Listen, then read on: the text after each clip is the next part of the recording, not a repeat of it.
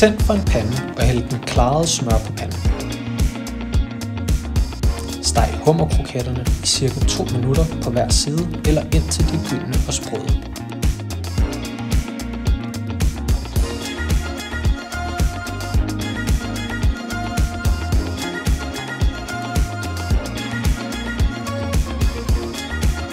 Tag dem af varmen og lad dem dryppe af på en serviet.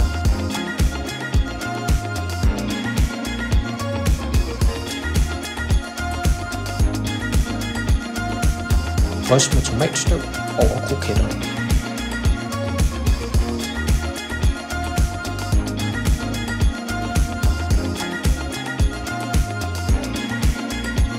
Placer en smule hummermayonnaise på hver kroket.